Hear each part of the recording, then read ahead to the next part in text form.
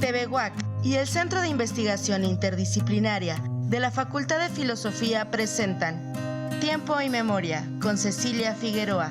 Comenzamos.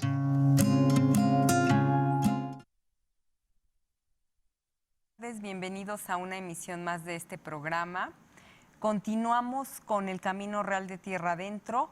Cuando nos acompañó la doctora Marja González, nos habló de que este era un proyecto interdisciplinario e interinstitucional en el que están participando el Instituto Nacional de Antropología e Historia, la Universidad Autónoma de Querétaro y el Tecnológico de Monterrey. Y hoy tenemos a una invitada que es la investigadora Alicia Esparza. Ella forma parte de este proyecto del Camino Real de Tierra Adentro, que recordemos que detonó todo el desarrollo desde la capital del virreinato hasta el norte, cuando se descubren las zonas mineras de Zacatecas, San Luis Potosí, y que, repito, detonó el desarrollo de todas estas regiones por las que pasaba el Camino Real de Tierra Adentro.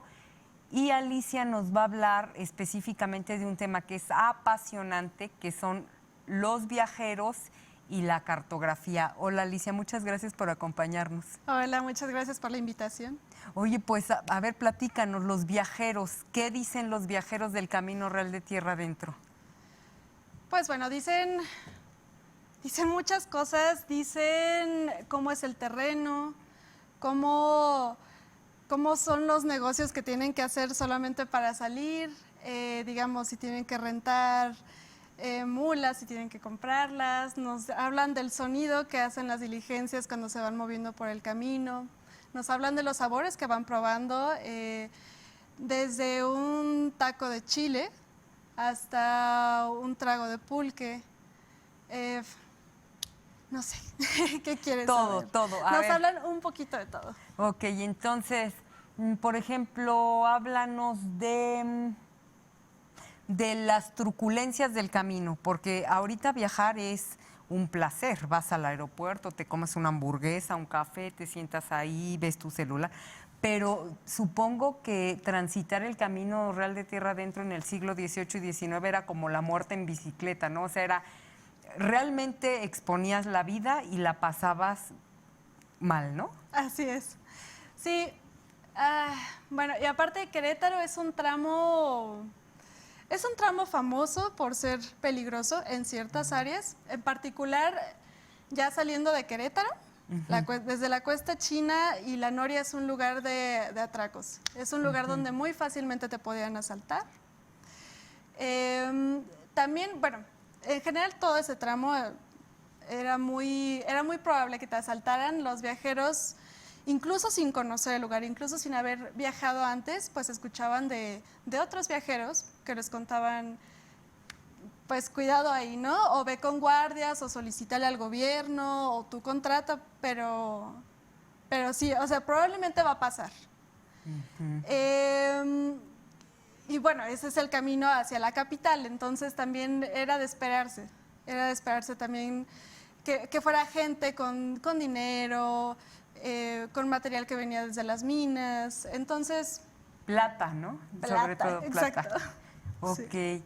Y de lo sinuoso del camino, me decías fuera del aire que muchos hablan, por ejemplo, de este tramo de Palmillas a San Juan del Río. ¿Cómo era ese tramo? ¿Cómo lo vivían? De ese tramo, todo lo que dicen era horrible. Es un camino empinado, es rocoso y de piedra suelta, entonces vienen cansados desde Arroyo Zarco en el Estado de México, que es un tramo polvoso, vacío, sin nada que ver, sin ningún tipo de estímulo. Llegan a Puerta de Palmillas, y ahí empieza una cuesta que es muy pesada, sobre todo en diligencia. Escuchas todo el traqueteo de la diligencia, de las ruedas. Van mareados, van ya hartos, y luego llegan a San Juan del Río y se encuentran con el Valle de San Juan verde, con arroyos por todos lados, bueno, también dependiendo de la estación del año, y dicen, bueno, creo que valió la pena. Pero sí, esa siempre es una muy mala memoria, tanto de ida como de regreso. Subirla y bajarla es es igual de tortuoso. Además, polviento, ¿no? Decías que Sí. bajaban las cortinas de la diligencia porque no había, además de nada que ver, puro polvo, ¿no? Claro, sí, y eran cortinas gruesas. Bueno, según una descripción, eran cortinas hechas de cuero. No eran de tela, eran de cuero. Entonces, pues sí, era lo que se necesitaba para mantener el polvo afuera. Y también otro tramo que es particularmente tedioso es el de la Cuesta China, entre bueno, también se le conoce la Cuesta de la Noria y se extiende hasta la Cuesta China en Querétaro. Todo ese tramo es muy pesado porque también es piedra suelta. Y aparte de lo peligroso que tiene todo ese tramo por los atracos, los bandidos. Y luego es una bajada en la que los conductores suelen llevar la diligencia muy rápido. Entonces hay viajeros que van así bien asustados bajando por la Cuesta China, pero se encuentran con el acueducto, esta inmensidad, esta belleza y dicen, bueno, creo que valió la pena. No, y aparte, otra visión en la entrada de Querétaro son justo las fuentes públicas. Era una ciudad repleta de fuentes públicas, de agua cristalina, entonces llegaban y veían todo esto tan vasto y Les gustaba. sí. Recordemos que las fuentes públicas forman parte de la construcción del acueducto para traer el agua de la cañada a la ciudad de Querétaro y que por eso se construyen pues las fuentes públicas de las que todavía podemos ver y disfrutar, y a eso se refiere Alicia. De los mesones, Alicia, ¿qué dicen de los mesones? ¿Cómo son? ¿En qué condiciones están? ¿Qué relatan los viajeros? Bueno, los viajeros siempre se encuentran un poco incómodos con toda esta arquitectura de hospedaje. Dicen, bueno, a comparación de ciudades europeas, estadounidenses, y dicen, estos hospedajes dejan mucho que desear, pero hay unos que se los encuentran cómodos. En San Juan del Río, pues las descripciones varían. Hay unos que se sienten cómodos, hay otros que dicen, no, el lugar es una posilga, pero en general está bastante bien. Igual, en Querétaro las acomodaciones son muy, muy agradables. Si hay un viajero en particular que le pusieron su cama justo abajo de un hormiguero. Entonces dice que empezó a sentir arena cayéndole en la noche y le empezó a picar todo. Entonces cuando ve sus sábanas se da cuenta que son puras hormigas. Y tuvo que pedirle asilo a un amigo que estaba por ahí. Y no hablan, por ejemplo, de animales como pulgas, chinches, malos olores. Sí, justo hablan mucho del adobe, que el Ajá. adobe es un material en el que estos animales tienden a procrearse. Entonces sí dice que en las casas de Querétaro sí hay una presencia muy grande de estos animales. Pero en Querétaro, bueno, creo que no es tan mala la experiencia. Desde los que vienen desde Veracruz, ahí es donde sí se encuentran con todo tipo de experiencias con animales, escorpiones caminando por las paredes, estos zancudos que son de un tipo muy específico que dicen traía 3 capas de tela y aún así se metían los zancudos, no, o sea, era imposible quitártelos de encima, pero bueno, ese es otro tramo, ¿no? Otro tipo de vegetación, otro tipo de clima. En Querétaro no se padece tanto, creo yo. No veo ese mismo nivel de descripción. ¿Y qué dicen de los queretanos? Te decía que a mí me impactó mucho, por ejemplo, los viajes de Orden Suprema de don Guillermo Prieto, cuando hacia 1853-55 el gobierno de Santa Anna, que depone al gobierno legítimamente establecido, que ahorita no, de don Mariano Arista, corre a todos, exilia a todos los del gabinete, y don Guillermo Prieto era parte del gabinete, y al pobre lo mandan a lo que se consideraba el inframundo de entonces, que es Cadereyta de Montes, ajá, porque es el semidesierto, sí. Y entonces él hace toda una descripción de Tequisquiapan, San Juan del Río, Querétaro, y a Querétaro y a los queretanos les va muy mal porque los tienen muy mala opinión de gente cerrada, de gente inculta, de gente hostil. él era pues un chilango en toda la extensión de la palabra, ¿no? Y aquí, ¿qué te dicen tus viajeros del ser queretano? Bueno, pues muy para mi pesar, porque yo soy queretana. Suelen opinar lo mismo. Sí. No vienen con tanto prejuicio, en el sentido de que no son mexicanos, pues son extranjeros que tal vez sí pasaron por otras ciudades. Casi todos los que vienen a Querétaro pues pasaron antes por la Ciudad de México, a menos de que vengan desde el norte o desde San Blas. Bueno, entonces llegan a Querétaro y se encuentran con mucha seriedad. Dicen, es que la gente es muy seria, como que no quiere hablar contigo, te rehuye.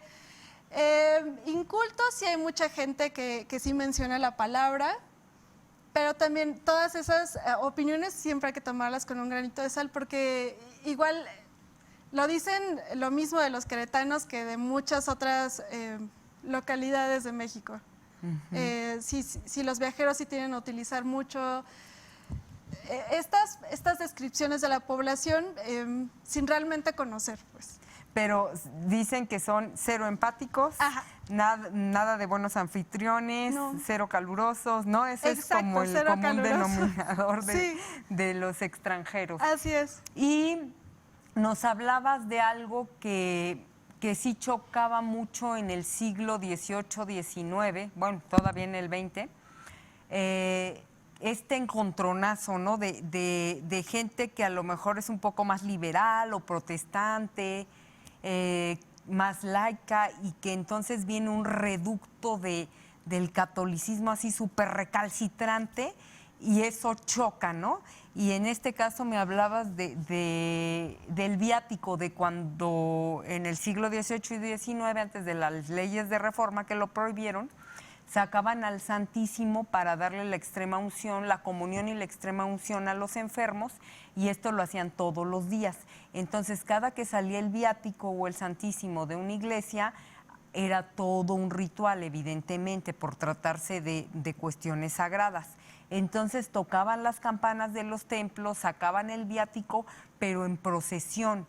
Iba el sacerdote de la parroquia, iba toda una procesión, y la gente que veía pasar el viático, pues en el acto se hincaba y se descubría la cabeza. Pero, por ejemplo, ¿qué pasa con los extranjeros protestantes? ¿Ven eso y luego? Sí, de por sí creo que ser extranjero y no tener las mismas costumbres, aunque seas católico, sí debe ser un shock, ¿no? No sabes si es algo religioso, no sabes si, qué sea, ¿no? La gente se pone de rodillas. Y luego viene un protestante que no solo no conoce, pero para nada esas costumbres, sino que aunque las conociera diría, pues oye, ¿por qué tengo que cumplirlas yo? Ah, bueno, pues las tienes que cumplir porque si no te vamos a lanzar piedras, que fue el caso de 2 viajeros, que los agarraron a pedradas y a golpes.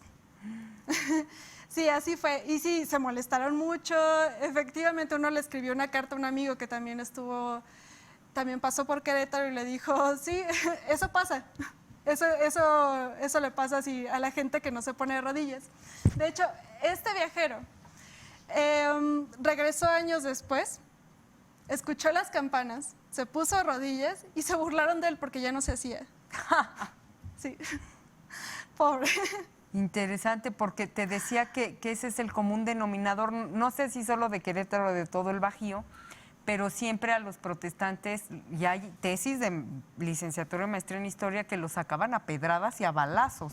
Y lo terrible de ahí, te lo pregunto porque, bueno, viene a colación porque la autoridad no intervenía. O sea, Claro. el gobernador en turno, que es el caso que me acuerdo en el Porfiriato, que es González de Cosío, que es cuando sacan a balazos al pastor protestante y a los 3 protestantes que vinieron con él, o sea, literal a balazos, a pedradas, el gobernador hace caso omiso. Hay heridos, hay afectaciones muy serias. Sí. Y hace caso omiso como buen católico. En este caso, estos extranjeros supongo que ni intentaron denunciar nada, ¿verdad? No. No, más bien sacaban sus frustraciones, pues escribiéndole a amigos, pero es que realmente no había nada que hacer. Sí. Hablabas de lo que se tenía que comer en el camino, ¿no? ¿Qué dicen al respecto? Bueno, pues hay de todo un poco, pero generalmente las comidas son modestas durante el recorrido. En las haciendas se pueden encontrar una comida más agradable. Por ejemplo, un caso de estos es Puerta de Palmillas, que lo describen como una hacienda muy agradable, es un sitio en buenas condiciones, un buen anfitrión, el dueño, y buena comida. Estado de México, ¿verdad? No, eso ya es entrando a Querétaro, ya a Puerta de entrando a Palmillas. Querétaro, Así es. ok. Y ahí las haciendas les proporcionan este servicio en algunas haciendas de darles de comer. Sí, así es. Bueno, no puedo hablar tal vez mucho por los viajeros nacionales. Pero los extranjeros sí. Al menos los extranjeros sí, pero más bien porque he leído muy pocos viajeros nacionales. Creo que es eso. ¿Y las haciendas? ¿Qué dicen de las haciendas? Bueno, algunos solamente las mencionan, de paso. No necesariamente, digo, dentro del camino no necesariamente se entra a la hacienda. Por ejemplo, está el caso de Puerta de Palmillas. Algunos hacen parada en el Saus. Pero, por ejemplo, no es tan común. O sea, no es necesario pasar a la hacienda, estar ahí con el huésped, comerte algo. Más bien te detienes en los ranchos que son parte de la hacienda. Ahí sí es donde pues tal vez haya una señora haciendo tortillas con chile. De hecho, hay una anécdota muy chistosa de un viajero francés que come chile y se pone rojo. Está sufriendo el pobre. Ok, pero también hay otros placeres de la vida que me contabas que es la bebida de los dioses, ¿no? ¿Qué dicen del pulque?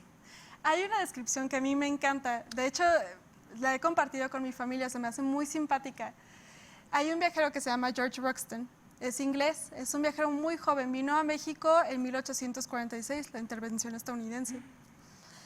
Y bueno, él tendrá muchas opiniones, ¿no? No siempre nos hacen quedar muy bien, pero el pulque le fascinó. El pulque en particular de la región del centro, y esto lo menciona estando en Querétaro, dice, es que el pulque debe de ser la bebida de los ángeles que están allá en el cielo. Y no me imagino, o sea, estoy parafraseando, pero dice, imagínense un viajero que tiene la garganta seca de polvo del camino y que luego se toma esta bebida fresca y dulce. Es definitivamente la bebida de los ángeles. A mí me encanta la pompa con la que dice eso, se nota el amor y bueno, como una persona a la que le gusta el pulque, vaya, sí me puedo imaginar eso. Pero había otros más conservadores, me hablabas de un ministro protestante. ¿El qué dice del pulque? Él dice que sería un servicio para la nación si las producciones de pulque se arruinaran. O sea, si le pudieran pagar a estos bandidos, a estos trabajadores que tal vez sus patrones les quedaron mal con la paga. Hay unos que se dedican justamente, bueno, no se dedican pues, pero en forma de venganza, arruinan estas producciones grandes de pulque solamente añadiendo un poco de sal. Y él dice, pues estaría bien que alguien les pagara. Porque pues bueno, él trae una visión un poco más conservadora de que los vicios le están haciendo mal a la nación, a la población indígena, etcétera, etcétera. De ahí viene todo esto. De hecho, es el discurso de todo el siglo XIX, incluso a nivel gubernamental, ¿no? Que decían que el pulque y las pulquerías pues eran los que impedían el progreso del país, ¿no? Así es. ¿Y qué más? Nos queda poco tiempo. ¿Qué más te gustaría contarnos de, no sé, de estas anécdotas, de la cartografía? ¿Qué es lo que más te ha gustado de esta investigación? Me ha gustado descubrir lo que es Querétaro. No quiero que me cuenten lo que es Querétaro. Por ejemplo, toda esta visión de que sí somos, no sé, muy conservadores o muy cerrados. No quiero que me lo cuenten como sin saber, con puro prejuicio, ¿no? Me gusta justamente leer estas experiencias, porque realmente aprendo como qué es Querétaro, qué era, qué fue en el siglo XVIII, qué fue en el siglo XIX, qué se tomaba, cómo se vestía la gente. Hay una anécdota que me gusta mucho a través de George Ruxton, que él se maravilló que unas mujeres estaban bañándose en una fuente pública. hacia la vista de todos y las personas que estaban ahí, no sé, pues pasaban, veían, se No iban, se ¿no? notaban. Eran los extranjeros, como él, que dijeron, vamos a parar nuestro caballo aquí, porque ellos estaban, no lo podían creer, o sea, no sentían pena esas mujeres, nada. Y ellos eran los que se les quedaban viendo como, no, es que, wow, y los incomodaron. Y ellos fueron los que incomodaron a las mujeres, que les empezaron a echar agua hasta que ellos se fueron. Porque, no, pues la gente, no había nada de maldad, no había, en ese acto, pues ellos como extranjeros fueron los que, ¡ay! ¿Cómo es posible? No lo vieron bien. Ajá, y todo eso es Querétaro también. Sí. Y lo podemos ver desde el punto de vista de alguien más, desde un escritor, desde un ingeniero militar, desde un militar nada más, desde un ministro.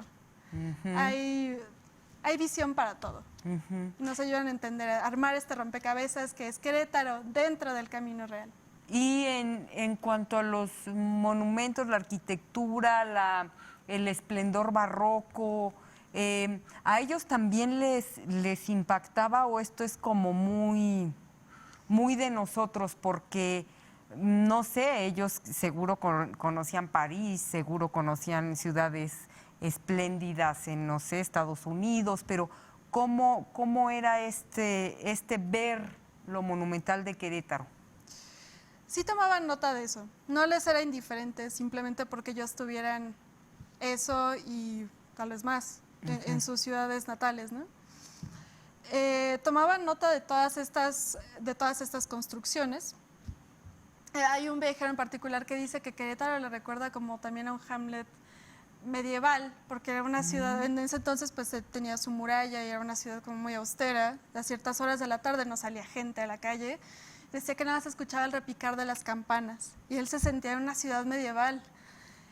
Y toman nota de la arquitectura, ciertamente, les impresionan mucho las iglesias, eso es algo que les impresiona de Querétaro y de Celaya también. No sé si la arquitectura o el hecho de que haya tantas iglesias, creo que es eso, creo que podría ser eso. ¿Cómo es posible que hay gente viviendo en la pobreza, que haya casas tan austeras, pero hay unas iglesias súper impresionantes, que no entienden eso, como que no les cabe en la cabeza? Fíjate que me recordaste una cita magistral de don Guillermo Prieto que dice, a ver si me acuerdo, Querétaro es una ciudad de templos, es la ciudad santa de tierra adentro, que es lo que más les impacta, ¿no? Sí. Esta religiosidad impresionante. Exactamente, sí, es eso. ¿Con qué cerrarías, Alicia? Bueno, algo que creo que queremos transmitir mucho en este proyecto es que el Camino Real está vivo. No solo está vivo por las personas a las que nos interesa el Camino Real y que lo investigamos, ¿no? Está vivo dentro de la memoria de las personas que viven en estas comunidades por las cuales pasaba el Camino Real. ¿Se acuerdan? No solo se acuerdan de que sus abuelos les contaban que aquí pasaba la diligencia, etcétera, sino que hay calles que en la actualidad se llama calle Camino Real, calle Antiguo Camino Real, Camino Nacional, etcétera, etcétera. Y son lugares donde realmente si vas a preguntarle a las personas te pueden decir, sí, por aquí pasaba el camino, creo que por acá pasaba el camino. El Camino Real está vivo en más de una manera.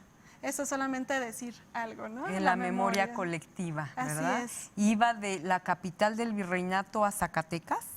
No, de hecho llegaba hasta Santa Fe, Nuevo México. Okay. De hecho hay quienes agregarían todavía el tramo de Veracruz. Ajá. Como parte del Camino Real, pero no, realmente es capital hacia Santa Fe. De la capital del virreinato, que es Ciudad de México, hasta Santa Fe, pasando por Querétaro, San Luis Potosí, Zacatecas. Así es. Ok. Alicia, pues desafortunadamente el tiempo se nos terminó. Muchas gracias a la investigadora Alicia Esparza, que está en este maravilloso proyecto de investigación del Camino Real de Tierra Adentro, a partir de que hace aproximadamente 10 años, si mal no recuerdo, se le nombró Patrimonio de la Humanidad, ¿verdad? Que la doctora Marja nos decía que solo hay 3 en el mundo, uno Santiago de Compostela, otro que está en Japón y el Camino Real de Tierra Adentro. Muchas gracias, Alicia, por habernos acompañado. Muchas gracias por la invitación, es un placer hablar de este tema tan apasionante. A ti. Y a nuestros televidentes, nos vemos en la próxima emisión. Buenas tardes. TVUAC y el Centro de Investigación Interdisciplinaria de la Facultad de Filosofía presentaron Tiempo y Memoria con Cecilia Figueroa. Hasta la próxima.